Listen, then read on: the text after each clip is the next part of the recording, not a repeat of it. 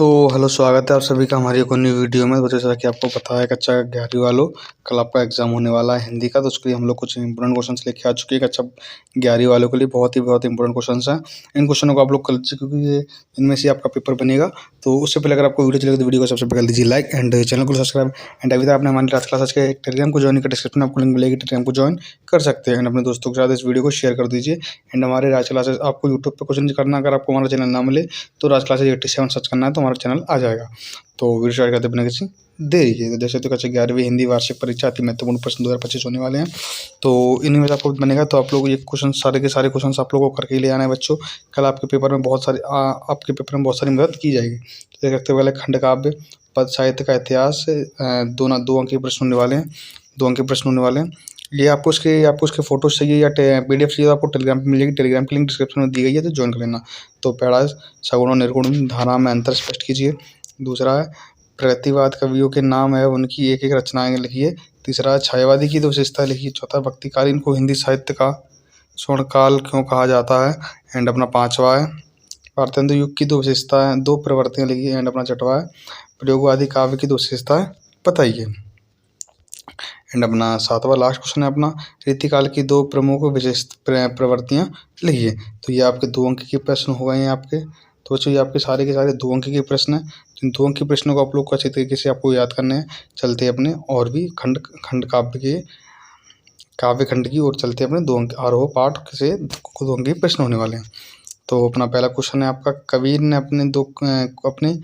अपने को दीवाना क्यों कहा है। दूसरा आपका मीरा कृष्ण की उपन्यास किस रूप से करती है और रूप कैसा है। थर्ड है आपका, कबीर की दृष्टि में ईश्वर एक है, इसके समर्थन में उन्होंने क्या तर्क दिया। अपना नेक्स्ट है अपना थर्ड नंबर, अपना 4th नंबर है, मायके आई बहन के लिए कवि ने घर को परिताप का घर क्यों कहा है, बताना है आपको। चलते अपने 5 नंबर क्वेश्चन पर, पिता के व्यक्तित्व की किन विशेषताओं को उकेरा गया है। अपना 6वां क्वेश्चन है, मानव शरीर का निर्माण किन तत्वों से हुआ है। अपना नेक्स्ट 7वां, उम्र भर के लिए पालयन क्यों करना चाहता है। अपना 8वां प्रश्न है, चंपा को किस बात पर आश्चर्य होता है, ये बताना आपको। तो ये आपके 2 अंक के प्रश्न होने वाले हैं। काव्य खंड के होने वाले 2 अंक के प्रश्न, इनको आपको वैसे ध्यान से ही करना है। अब आते हैं अपने काव्यबोध पे। अपने काव्यबोध पे आ चुके हैं हम लोग। तो काव्यबोध का पहला प्रश्न हमारे पास, स्थायी भाव और संचारी भाव में अंतर। दूसरा हमारा रस की परिभाषा देते हुए उसके भेद लिखिए। तीसरा, रस की परिभाषा देते हुए उसके भेद लिखिए। ये वही क्वेश्चन रिपीट हो गया। अपना नेक्स्ट है, रोला चंद की परिभाषा उदाहरण सहित लिखिए। वक्रतुंड अलंकार की परिभाषा उदाहरण सहित लिखिए। अपना 6 नंबर प्रश्न है अपना, दक्षिण अलंकार की परिभाषा लिखिए। अपना 7वां है, मात्रिक व वर्णिक छंद के में अंतर लिखना। अंतर आपको याद करना है, तो ये आपको 3 अंतर याद करने के 3 या 2 नंबर में पूछा जा सकता है। ये 4 नंबर में नहीं पूछा जाएगा, 2 या 3 नंबर में आपको पूछा जाएगा सिर्फ, है ना। 4 में ये नहीं पूछा जाएगा, 2 या 3 नंबर में पूछा जाएगा। उसके बाद है, अभिधा शब्द शक्ति की परिभाषा उदाहरण सहित लिखिए। शब्द शक्ति किसे कहते हैं, उसके भेदों के नाम लिखने हैं इधर आपको। ओज गुण की परिभाषा व उदाहरण लिखिए। मधुर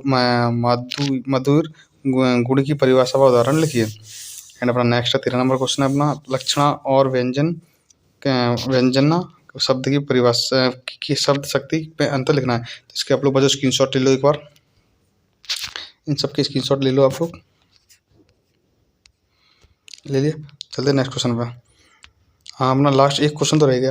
ये आपका क्वेश्चन नंबर 14 है, विशेष गति अलंकार की परिभाषा व उदाहरण लिखिए। अब आते हैं भाषा बोध पे। अपना भाषा बोध पे आते हैं, 2 अंक के प्रश्न होने वाले भाषा बोध के। पहला अपना लोकोक्तियाँ क्या है, एक उदाहरण लिखना है। मुहावरे क्या है, एक उदाहरण लिखना है। इनमें 3 नंबर प्रश्न है, मुहावरे और लोकोक्तियों में अंतर वही बताया आपको। 2 या 3 अंतर आपको याद करने, नॉर्मल याद करने हैं। निपात शब्द की परिभाषा व उदाहरण सहित लिखिए। एंड क्षेत्रीय शब्द किसे कहते हैं, एक उदाहरण सहित लिखना है आपको। चलते हैं अपने 4 अंक के प्रश्न की ओर चलते हैं। 4 अंक के प्रश्न की ओर चलते हैं, महत्वपूर्ण वाक्यांश होने वाली हैं। तो पहला है, हमें तो एक एक करी जाना, एक कोहरा साना। दूसरा अपना, मेरे तो गिरधार गोपाल अनेक पल होई। एंड अपना थर्ड है अपना, जैसी बड़ी कष्ट ही कटे व्यापक घरे स्वरूप। एंड अब चलते हैं अपने 3 अंकीय प्रश्न की ओर। अपने 3 अंकीय प्रश्न की ओर आते हैं हम देख सकते हैं कि ये आपके महत्वपूर्ण कवि परिचय होने वाले हैं। पहला आपका कबीरदास, दूसरा मीराबाई, तीसरा है भवानी प्रसाद मिश्र। पहला आपका कबीरदास, मीराबाई और भवानी प्रसाद मिश्र होने वाला है। उसके बाद अपना होने वाला ये खंडकाव्य का इतिहास, प्रवृत्तियाँ विकास 2 अंकी की होने वाले हैं, है ना। पहला अपना है भारतेंदु युग की किन्हीं 2 विशेषताओं का उल्लेख करना है। दूसरा अपना निबंध किसे कहते हैं, बाबू गुलाब राय के अनुसार निबंध की परिभाषा लिखिए।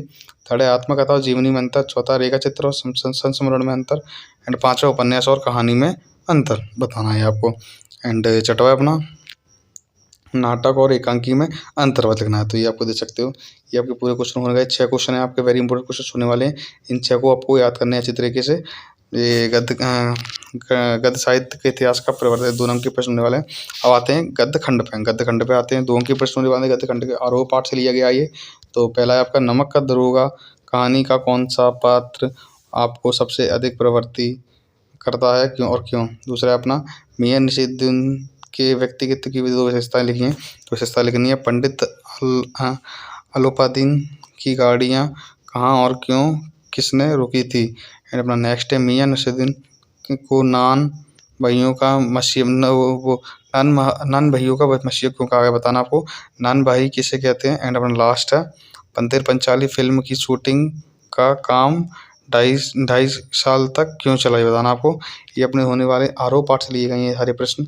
तो ये अपने सारे प्रश्नों को आरोह पाठ से लिए गए, इनको आपको सारे स्क्रीनशॉट ले लो एक बार। चलते फिर नेक्स्ट प्रश्न में। ये अपने होने वाले 3 अंक के प्रश्न होने वाले हैं। देख सकते हैं 3 अंक के प्रश्न होने वाले हैं। पहला अपना राष्ट्र की विशेषताएं लिखना है। एंड सेकंड अपना राजभाषा की विशेषताएं लिखिए। एंड थर्ड आपका राजभाषा और राष्ट्रीय भाषा और राजभाषा में अंतर लिखना है। चौथा आपका भावफलन कीजिए, जो होने वाला है। उसका चलते हुए नेक्स्ट क्वेश्चन में नेक्स्ट है साहित्य समाज का दर्पण। साहित्य समाज का दर्पण होना है, निर्देशानुसार करना है आपको। ये आप लोग देख सकते हो। लट्टन ढोलक को अपना गुरु मानता था, इसको निषेधवाचक बनाना है। ईमानदार व्यक्ति कभी झूठ नहीं बोलता, इसको संकेतवाचक बनाना है। गोपाल आज इंदौर गया, इसको संदेहवाचक बनाना है। अब आते हैं अपृत बोध।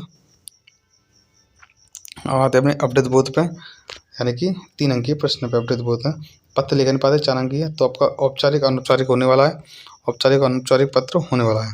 तो पहला पत्र है अपने मित्र को हाई सेकेंडरी परीक्षा के प्रथम श्रेणी में उत्तीर्ण होने पर बधाई देने के लिए पत्र लिखना है। दूसरा है अपने मित्र को विद्यालय की वार्षिक पत्रिका में रचना के प्रकाशन की बधाई देते हुए पत्र लिखना। वार्षिक परीक्षा नहीं, वार्षिक पत्रिका लिखना है। ये पत्रिका है। अपने मित्र को वाद विवाद प्रतियोगिता में प्रथम आने की बधाई देनी है आपको।